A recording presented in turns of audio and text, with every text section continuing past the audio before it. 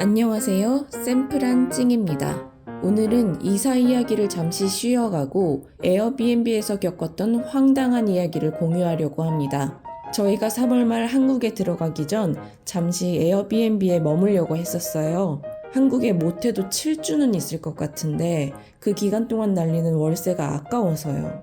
그런데 저희가 예약한 에어비앤비에서 반은 죽어있는 바퀴벌레가 저희를 맞이했고 곳곳에서 바퀴벌레 약과 청소되지 않은 먼지들이 다수 발견됐습니다.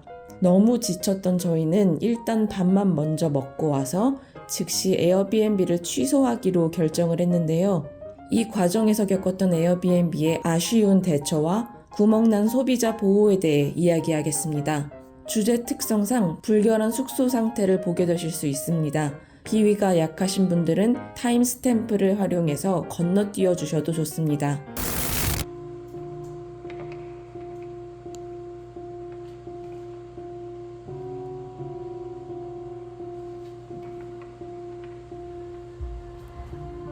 이렇게 후진 숙소를 왜 예약했냐 이런 분들도 계실 것 같아서 이게 에어비앤비 상으로 얼마나 괜찮아 보였는지를 보여드리려고 해요. 제 호스트가 경력이 4년이라고 하고 좀 더 내려가 보면 뭐 주방, 업무 전용 공간, 세탁기, 욕조, 보안 카메라, 무선 인터넷, 무료 주차, 건조기도 있고 그리고 이 호스트의 다른 숙소에 대한 후기가 526개나 된다고. 비록 이 숙소에 대한 후기는 아직 없지만 숙소를 단독으로 사용할 수 있다는 점과 이런 건 있네요. 노동자 계급의 동네는 거친 지역이지만 이 단지 내부는 완전히 안전합니다. 근데 팝이 있어야지 이 단지 내에 들어갈 수 있긴 했어요. 이제 가장 중요한 사진을 보자면 냉장고 LG 멀쩡해 보이고 너무 깨끗해 보이죠. 번쩍번쩍. 하나하나 볼까요? 다 너무 멀쩡해 보여. 이 바닥도 너무 번쩍번쩍 깨끗하죠. 물론 이런 사진 보면 아주 팬시한 곳은 아니지만 저희가 한 달 반 동안 지낼 걸로는 큰 문제가 없어 보였어요. 이 커다란 식탁도 저희 두 사람이 같이 일하기에 큰 문제가 없어 보였어요. 화장실도 지금 보면 굉장히 이상한 각도로 찍어놨는데 더러운 곳이 안 보이도록 이렇게 보면 문제 없어 보이고 얘도 굉장히 새삥으로 보이죠. 실제로 보니까 낡았더라고요. 여기도 줄눈이 이렇게 깨끗한데 직접 가서 찍었더니 아니었어요. 좀 이따가 확인해 보시면 좋을 것 같아요. 여기도 좀 낡았지만 큰 문제 없어 보였고 이렇게 서브로 쓸 수 있는 책상도 있고 여기 단지도 햇빛 착 받으니까 너무 좋아 보이고 조명도 밝고 하지만 실제로 갔더니 동굴 속인 줄 알았죠? 여기 숙소로부터 뭐 디즈니랜드 다 가깝다고 하는데 이거 다 소용없어요. 너무 더러우니까. 이제 이 페이지 이렇게 보시고 나서 영상 마저 보실게요.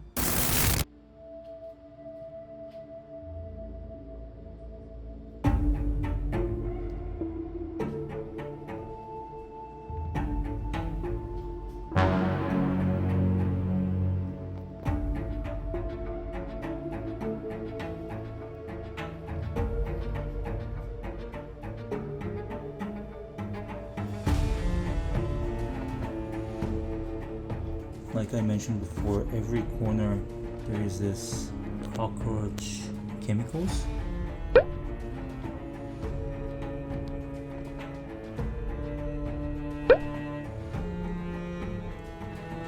These are literally everywhere.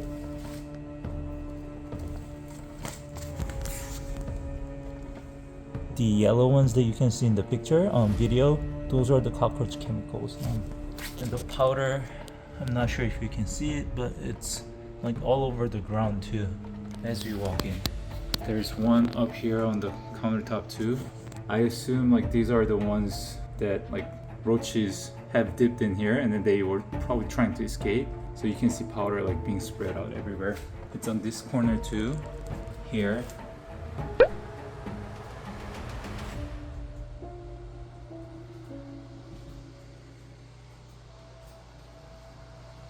The dead cockroach I saw, partially dead, which were still moving, was right there. Another one right there.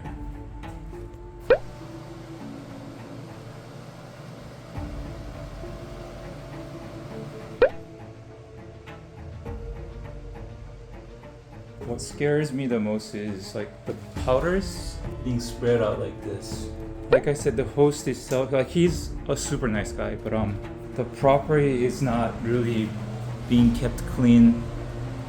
Yeah, I have difficulty imagining myself sleeping a night over here. It's a disaster. 일단 에어비앤비와의 환불 전쟁을 숫자 위주로 좀 설명을 드리려고 해요. 에어비앤비 정책에 따르면 장기 투숙 같은 경우 먼저 30일치를 결제를 하고 추후 나머지 기간에 해당하는 금액을 치르게 됩니다.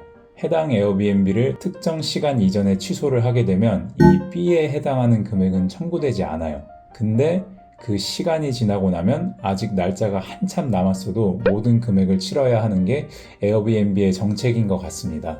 편의상 이 에어비앤비를 바퀴벌레 집이라고 부를게요. 이번 바퀴벌레 집의 경우 30일에 해당하는 숙박료 A가 약 2,528달러, 그리고 나머지 기간에 해당하는 숙박료가 약 1,042불이었으니까 총 약 3,570달러를 결제하게 된 셈입니다. 저희 같은 경우에는 오후 5시까지 숙박을 하지 않겠다고 의사결정을 하게 되면서 숙박료 A 2,528달러만 결제를 하면 되는 것이었어요.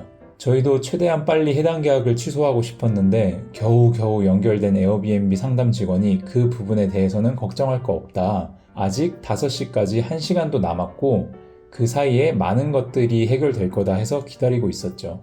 하지만 그 다음 주 화요일이나 되어서 연결된 다른 상담 직원은 지금 여전히 그 예약이 유지되고 있는데 해당 건을 빨리 취소하면 614달러를 취소해 주겠다. 그러니까 원래는 A에다가 B까지 너가 결제를 해야 되는 건데 우리가 선심 써서 428달러로 깎아줄게 라고 얘기를 하더라고요.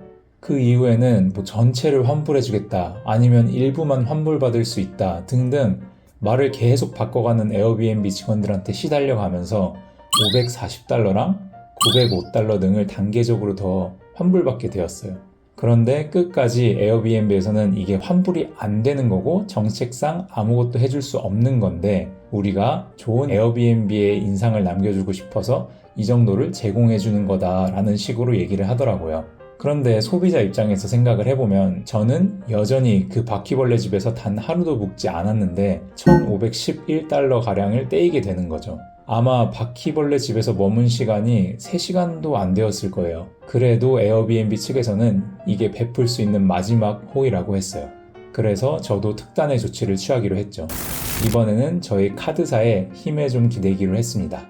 저는 결제 시스템 회사에서 일을 했어서 미국 신용카드사의 차지백이라는 제도를 조금 더 잘 이해하고 있는 편인데요. 이 차지백은 카드 소유주나 혹은 카드 발행사가 특정 결제에 대해서 이의를 제기하는 것을 말합니다. 미국의 신용카드 소지자는 일단 차지백을 신청하는 순간 카드 발행사가 해당 결제권을 취소해서 그 돈을 가맹점으로부터 가지고 올 수가 있어요. 그리고 나서 가맹점과 그리고 카드사랑 분쟁 절차를 통해서 돈이 최종적으로 어디로 돌아가야 하는지를 결정하게 됩니다. 중간에 비자나 마스터 같은 이런 카드사 스킴들이 개입을 해서 심판 역할을 해주는 경우도 있고요. 그런데 차지백이라는 게 어떻게 보면 내가 부당하다고 생각하는 결제권에 대해서 일단 돈을 가져올 수 있다는 점에서 얼핏 마냥 좋은 제도 같아 보이기도 하는데요. 차지백을 했다는 사실이 개인에게는 불이익일 수도 있습니다.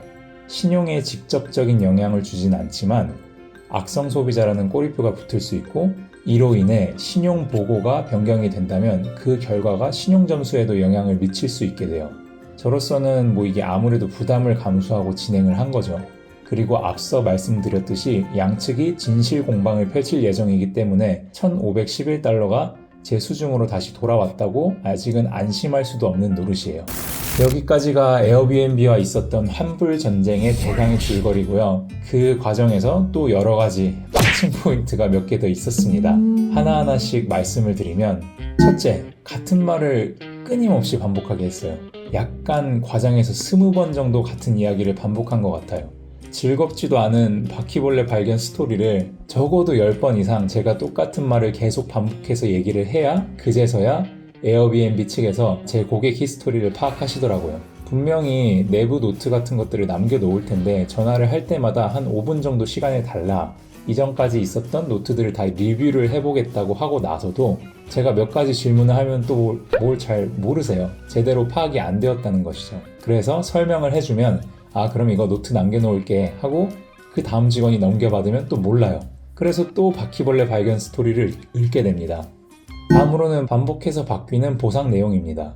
직원들끼리도 말이 계속 바뀌었어요. 예를 들어서 1108달러를 환불해준다고 메시지로 얘기를 했다가 전화로 하니까 현재 저희가 옮겨와 있는 호텔 예약 확인서를 보내주면 자기네가 그 비용을 전부 부담하겠다 라고 해서 그걸 또 보내겠다고 했는데 나중에는 그 똑같은 상담원이 저한테 전화 이후에 메시지로는 호텔에 묵은 첫 번째 날짜 예약 비용의 10%만 에어비앤비가 부담을 해주겠다고 하더라고요.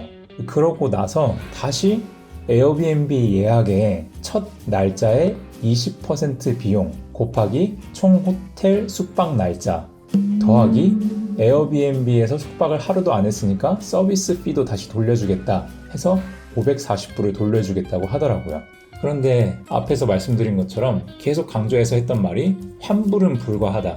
우리가 너가 너무 안타까우니까 중간에서 중재를 해주고 조금 아량을 베풀어 줄게. 에어비앤비가 호스트랑 잘 협의를 한 결과 905불을 너에게 돌려주겠다 라고 또 말을 바꾸게 됐습니다. 결국 905달러와 540달러를 돌려받은 건 사실이에요. 그리고 그 사람들이 시간을 빌미로 협박 아닌 협박을 해요. 예를 들어서 갑자기 1000달러에 가까운 돈을 환불해 줄 수 있다고 얘기를 하면서 다만 1시간 이내로 답이 없으면 이게 어려워질 수도 있다. 최대한 빠른 의사결정을 해달라. 이런 식으로 얘기를 합니다. 그래서 그 메시지를 보자마자 기분이 좋지 않지만 돈은 받아야 하니까 바로 답변을 해줬는데 그러고 나서 에어비앤비에서는 답이 없어요. 응답이 얼마나 느리냐면 물론 매일 그렇지는 않았는데 대부분의 날들이 하루에 딱 한 번, 오전에 한 번 이렇게 연락이 오고 나서는 답이 아예 없어요. 그리고 나서 저녁이 될 때쯤에 자기 근무 교대 시간이 끝났다고 자기 동료한테 이 케이스를 넘기겠대요. 당연히 퇴근해야 되는 건 맞는데 직원이 달라지면 모든 스토리가 리셋이 되니까 소비자인 저로서는 되게 편하지 않은 경험이었고 하루에 딱 한 번 그렇게 메시지를 줄 거면서 왜 그런 얘기를 하는지 잘 이해를 할 수가 없겠더라고요.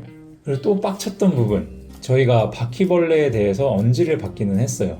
체크인하기 30분 전에 호스트와 체크인하는 방법에 대해서 통화를 하고 있었는데 그때 호스트가 집 여기저기에 벌레 약을 두었다고 하더라고요. 그런데 이거를 에어비앤비 측에서는 체크인 전에 바퀴가 있을 수 있다라는 걸 호스트가 충분히 공지하였다라고 해석을 하면서 호스트 측을 두둔합니다.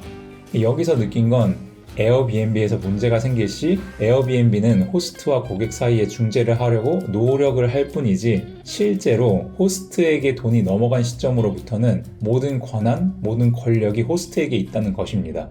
에어폴리시라고 해서 에어비앤비에서 만들어 놓은 가이드라인이 있기도 하는데 그걸 어길 시에는 호스트에게서 돈을 강제로 에어비앤비가 뺏어와서 예약자한테 넘겨줄 수도 있는 것 같기는 해요.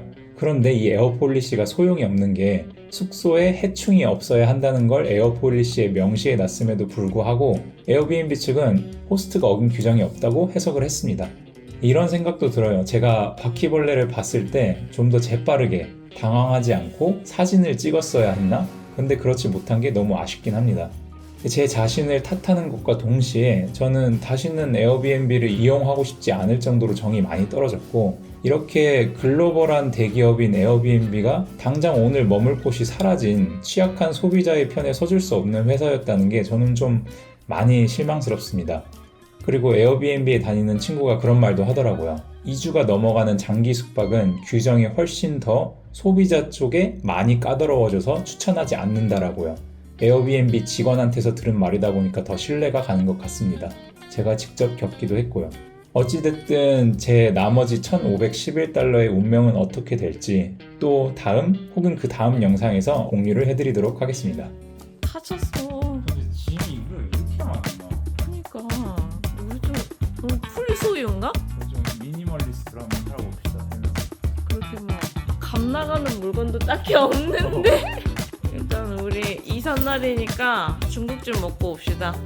이삿날에